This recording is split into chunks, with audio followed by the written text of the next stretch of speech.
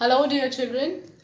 Children, yesterday we talked about the social religious causes and the economic causes of the revolt of 1857. Today, children, I am going to discuss the military causes of the revolt of 1857. Now, children, military was also responsible. There were certain reasons why there was growing dissatisfaction among the soldiers which were there in the British Army, which led to this revolt. Okay, the first one was. But before I give you the causes, I would just like to tell you that the British Army was made up of mainly Indian soldiers, and these Indian soldiers had been very loyal to the British in acquiring their control over India and other fighting other wars also on behalf of British. But there was growing dissatisfaction among them. Okay, why was that dissatisfaction? Let me tell you some of the causes of dissatisfaction, and this dissatisfaction was the main reason that why they went against the British and revolted. So first one was appreciation and reward of sepoys. The Indian sepoys were very efficient and very brave and daring and also did their duties well. But they were not appreciated or they were not rewarded by the Britishers. So when a person does something and doesn't get anything in return, then obviously that the spirit of working dampens. That is what happened with the Indian sepoys also. So they were not getting good the appreciation that they deserved, and they were not getting the rewards that they deserved. Then came the this discrimination, as we learned in the social religious causes also, that Indians were discriminated on the whole. But when you talk about the soldiers, even the soldiers were discriminated in the army, and their British counterparts, they used to get promotions and they used to get high posts, but the deserving Indian soldiers, they never used to get high posts. They could not rise above the post of a subedar. Okay, so even they were deserving, then also Britishers made it a point. It is because they were very clever. Okay, they never wanted that the Indians should govern or take high posts in the army. Okay, so all the high posts they gave it to the British counterparts. Then even the salary which was given to the Indian soldiers, it was low as compared to the Britishers. When I talk about perks, perks is not that chocolate that you eat, but perks is the benefits that you have. For example, the lodging facility. Now, lodging is when the your employer gives you a home to stay. Okay, so the lodging facilities and other facilities which the Britishers used to get, the Indian counterparts used to get it in a very inferior quality. So even the perks, if they were given to the Indian soldiers, they were of inferior quality, and the Britishers would get good quality of services or the perks other than the salary. Then children, as I told you, that Indian soldiers, they were very efficient and deserving. And sometimes the Britisher, who was the senior, who was the senior officer in charge for the soldiers, he could not command the respect of the soldiers.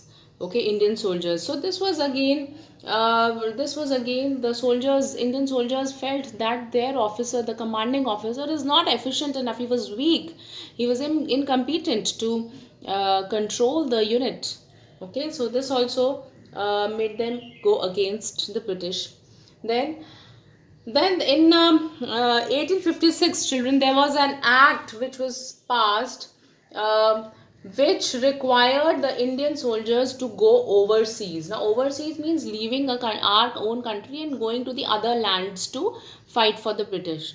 Because, like I told you, that Indian soldiers not only supported the British in fighting and acquiring places in India, but also fighting wars for the British with other countries. So the Britishers, they passed an act in 1856 that the Indian soldiers, some of the Indian soldiers will have to go outside India, overseas, to fight for the British. Now, Indians, as we all know, that they were very orthodox, and they believed that overseas travel would lead to loss of caste. So they believe that if they would travel overseas, then they are going to lose their caste, and when they return, the society is not going to accept them.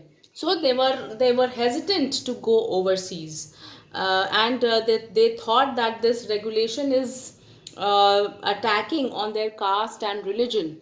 This act is attacking the caste and religion.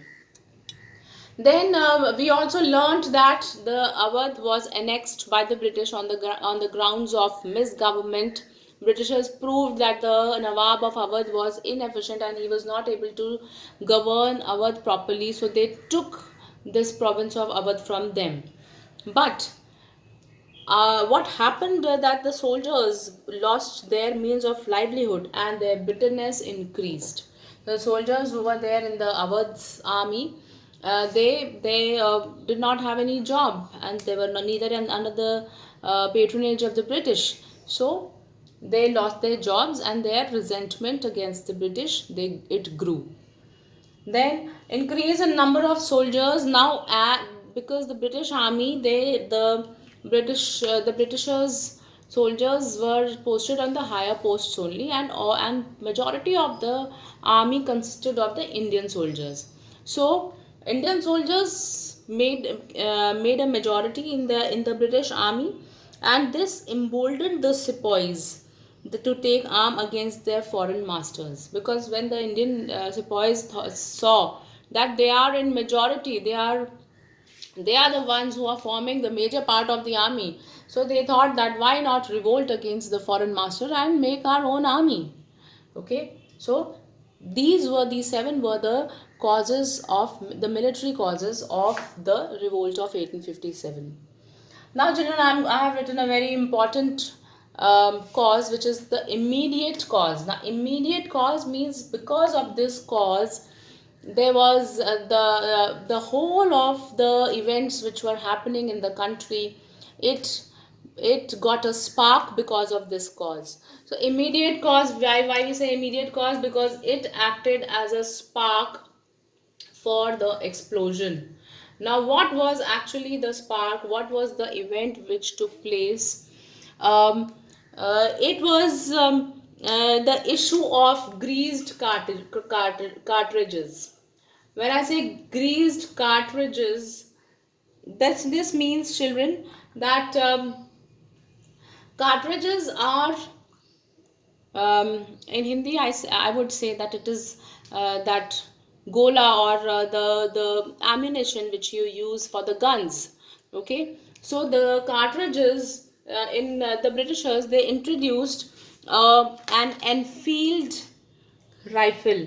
Okay, so the name of the rifle which was introduced was Enfield rifle. Okay, and in this rifle, the greased cartridges would be used. Now, these greased cartridges were made in such a way that they had to be bitten by the mouth, and then the gun had to be loaded. Okay, are you understanding that thing? You must have seen in the movies that the soldiers, they bite some cartridge, and they just throw the bombs by biting the cartridge. That is what this cartridge was also demanding. It was made in such a way that the gun, it was to be loaded in the gun by first biting it. And it was a news in the society that these cartridges, they are greased means that they have a layer of, they are greased by the cow and pig fat. Okay. Now, children, cow is considered as a sacred animal by the Hindus, and pig is considered really unsacred, and it is considered inauspicious by the Muslims. So these two animals, both, they are not accepted. Now, if the cartridges are going to be greased by the cow's fat, means that the cow was killed, and cow is the supposed to be a mother by the Hindus, and pig is considered very unsacred and dirty, so the Muslims also disregard this animal.